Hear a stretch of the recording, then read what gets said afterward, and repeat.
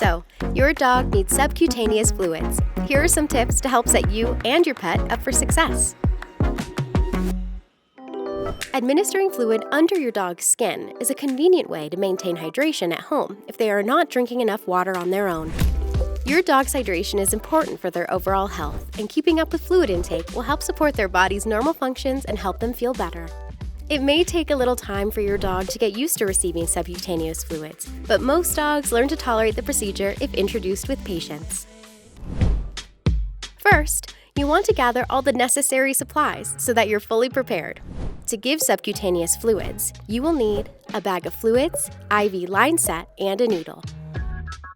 Connect the IV line to the bag of fluids and attach the capped needle to the other end of the line.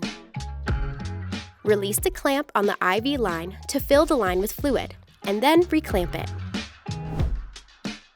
The first few times, you may need a second person to gently restrain your dog while you give the fluids.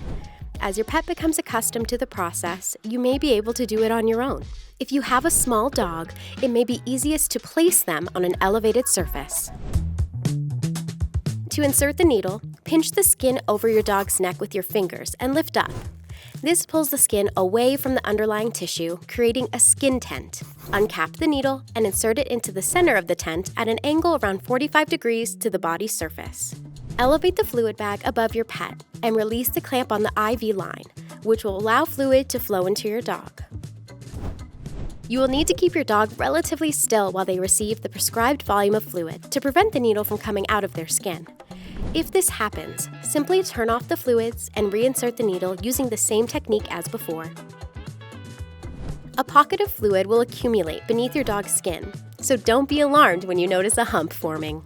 Your pet's body will absorb the fluid over the next several hours, and the hump will disappear. When you are finished, clamp the tubing to stop the fluid flow.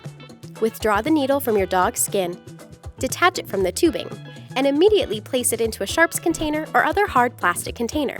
Prevent the exposed end of the tubing from touching anything, and attach a new capped needle that you will use next time to administer fluids. Reward your dog with praise or a special treat to help them form a positive association with the process. If your dog struggles or becomes impatient while receiving fluids, you can try giving them a long-lasting treat, such as a hollow toy filled with canned food or peanut butter, or a silicone lick mat slathered in a similar treat to distract them. As always, don't hesitate to contact us if you have any questions.